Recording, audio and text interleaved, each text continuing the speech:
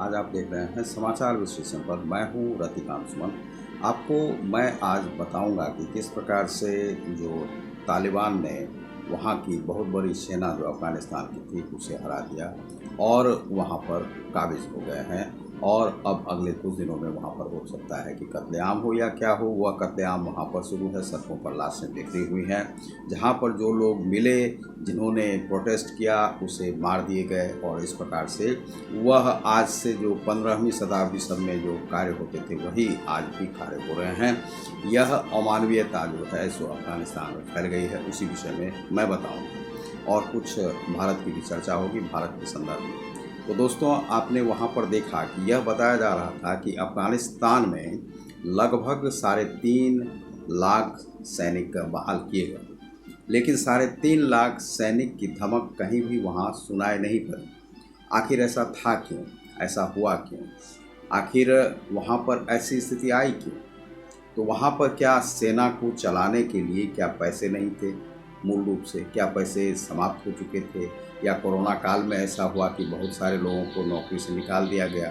या तालिबान ने इसी समय में चढ़ाई वहाँ पर क्यों की? आखिर ऐसा हुआ क्यों? तो ऐसा इसलिए लगता है हुआ कि अमेरिका का संरक्षण उसे प्राप्त था। अमेरिका वहाँ से भागना चाह रहा था। अमेरिका बहुत देशों में इसी प्रकार के कार्य किए हैं और वहाँ पर भी आज न कल तो उसे जाना पड़ता। 20 साल का शासन वहाँ पर बहुत होता है और बिला वजह वहाँ पर कुछ देशों को बचाने के लिए या अपना प्रभुत्व दिखाने के लिए वहाँ पर रहना अमेरिका के लिए भारी पड़ रहा था। काफ़ी लोग मारे जा रहे थे और उसके बहुत सारे सैनिक इसी प्रकार से शांति सेना बन करके बहुत जगह पर गई है और मारी गई है और इसी प्रकार से वहाँ भी हो रहा था।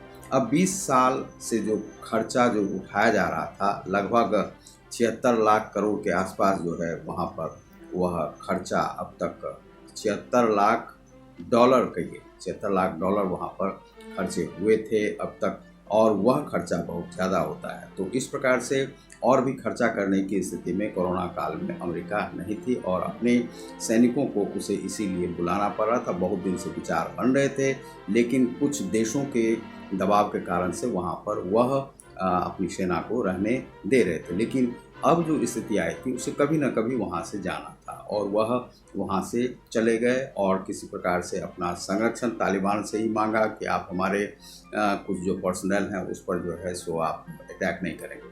लेकिन वहाँ पर जो भारत कहता है कि हमने उसे जो है सो प्रशिक्षित किया है वहाँ की सेना, क्या भारत वहाँ पर यह नहीं देख पा रहे थे कि वहाँ पर क्या 3.5 लाख सेना है या नहीं? क्या 3.5 लाख सेना का खर्चा वहाँ पर अफगानिस्तान के जो राष्ट्रपति थे वह बियर नहीं कर पा रहे थे? क्या हो रहा था वहाँ पर? क्या यह तो दिखाई ही नहीं पड़ा कि वहाँ पर 3.5 लाख सैनिक थे और वह कभी भी वह वहाँ पर लड़ ही नहीं पाए। तो लगा कि तालिबान एक तरफा लड़ाई वहाँ पर लड़ते जा रहा है और सभी को मारते चला जा रहा है, जो भी उसको रोक रहा है और उसकी हत्या होती जा रही है।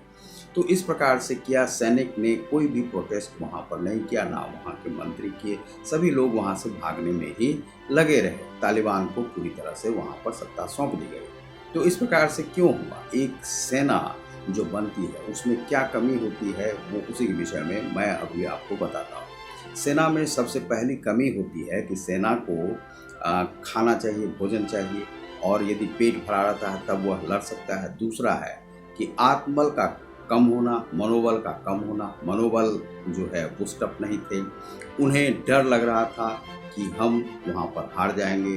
तो यह जो है वहाँ पर कोई मनोबल बढ़ाने वाला था नहीं। तीसरी जो बात है कि वहाँ पर जो पूर्णतः अपने आप को सुरक्षित नहीं पा रही थी सेना। सेना तब लड़ती है जब उसके पीछे में बहुत बड़ी सेना होती है और लोग उसके पीछे जय जयकार करने वाले होते हैं, लेकिन वहाँ पर ऐसी जनता भी नहीं थी।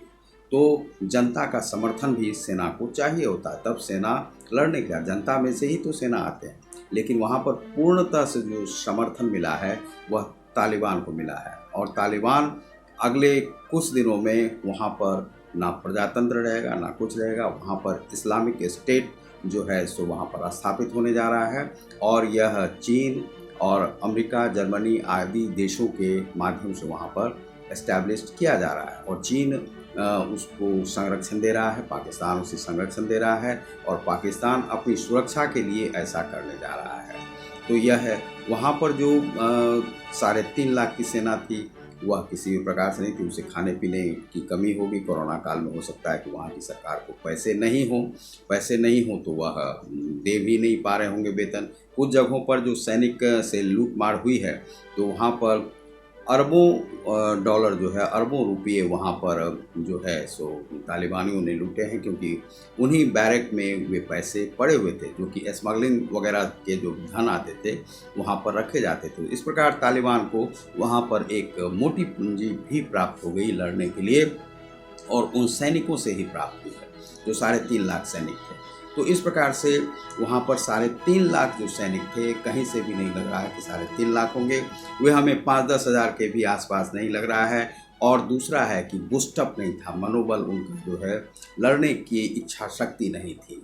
तो जहाँ पर भी जिस देश में इस प्रकार की सेना होती है, उस देश का पतन हो जाता है। और इसी प्रकार से कभी तालिबानी आएंगे, और ये तालिबानी जो हैं, तालिबानी नहीं है, ये सभी पाकिस्तानी हैं, आईएसआईएस के लोग हैं, और ये सभी मिलकर वहाँ पर उसे ऑक्युपाई कर लिया है और वहाँ के राष्ट्रपति को खदेड़ कर भगा दिया है। वहाँ के हो सकता है अगले कुछ दिनों में नागरिकों को भी मारकर कुछ जो है कुछ जो आईएसआईएस के जो लोग थे, उन लोगों को एक शेल्टर चाहिए था, जो कि बनाया है अब जा कर के अफ़गानिस्तान को। और आपने देखा होगा कि वहाँ पर जो है कतर में जाकर ये मिलते हैं उसके जो बड़े लोग हैं तालिबान के, और वहाँ के जो सबसे बड़े आतंक के को प्रशिक्षण देने वाले, आतंक को संरक्षण देने वाले जो लोग हैं, उससे मिलते हैं, और बहुत जो पैसे मिलते हैं वहीं से मिलते हैं। तो अब कतर का भी समर्थन उन्हें प्राप्त हो गया है। अब समझिए कि कुछ देशों का समर्थन उसे प्राप्त हो गया है, तो क्या होगा अगले कुछ दिनों में। 75,000 की सेना कही जा रही थी, तालिबान क्या है 3.5 लाख की सेना जो है सो थी ही नहीं। 5 से 10 हज़ार की सेना भी नहीं दिखाई पड़ी कि अफगानिस्तान के पास था। तो इस प्रकार से सैनिक नहीं होते हैं। सैनिक के पास यदि देश को चलाना होता है, तो देश को इस प्रकार से गतिविधि बढ़ानी होती है कि जो सेना यदि 5 लाख की सेना है, तो हमारे पास 20 लाख की सेना पीछे में भी खड़ी होनी चाहिए, कि यदि हमारे सैनिक मारे जाते हैं तो इतने सैनिक तुरंत खड़े हो जाएंगे और देश के लिए। तो देश के लिए लड़ना पड़ता है, देश के लिए जज्बा होना चाहिए, जो अफ़गानी सेना में नहीं थी। अफ़गानी सेना मरने के लिए ही वहाँ पर तैयार थी, मरने के लिए ही समर्पण कर रही थी। अफ़गानिस्तान की जो सेना है उसका मनोबल बिल्कुल ही एकदम कायर पुरुषों की तरह से था, और वह लड़ने के कहीं भी काबिल नहीं थे। देश इस प्रकार से नहीं चलता है, न देश बचता है इस प्रकार से। तो इसीलिए उसकी हार हुई। भारत के लिए अब यह है कि भारत को अपने जो कश्मीर से लगी हुई जो सीमा है, जहाँ से वह 400 किलोमीटर से अधिक पड़ता है अफ़गानिस्तान की जो सीमा, अब वहाँ पर कम से कम कुछ राफेल वगैरह को जो है वहाँ पर भी स्थापित, जिस प्रकार से चीन के बॉर्डर पर किया गया है, वहाँ पर करना चाहिए। और लगभग कश्मीर में हमेशा 1 लाख के आसपास सैनिक खड़े रहने चाहिए। यदि किसी भी प्रकार से पाकिस्तान से या अफ़गानिस्तान से किसी भी प्रकार से इस प्रकार से हो, तो उसे बम्बार्डमेंट के द्वारा उसे उड़ा दिया जाए। यदि वहाँ पर हमें परमाणु हमला भी करना पड़े तो हमें करना चाहिए, उससे भी गुरेज नहीं करना चाहिए, क्योंकि मानवाधिकार के लिए यह खतरा है, और यह खतरा की सूचना है।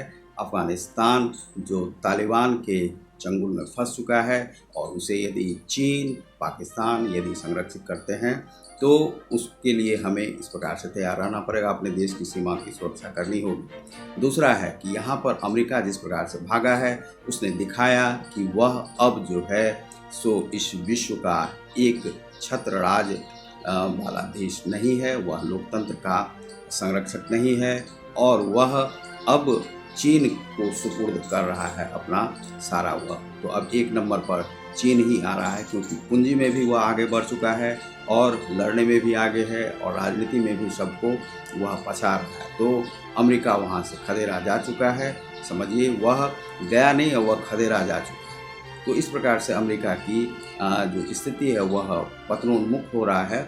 हमें जो भी करना होगा, चीन से भी हम कर ही लेंगे और पाकिस्तान से भी कर ही लेंगे, लेकिन अमेरिका को चाहिए था कि यहाँ पर लोकतंत्र का संरक्षण करना, जो अमेरिका नहीं कर पाया, जो बाइडेन भी नहीं कर पाया। तो बहुत बहुत धन्यवाद। आप देख रहे हैं समाचार विश्लेषण को, मैं हूँ रतिकांत सुमन, और अगले जो वह समाचार है उसके लिए भी आपको जल्दी ही मिलेंगे। बहुत बहुत नमस्कार, धन्यवाद।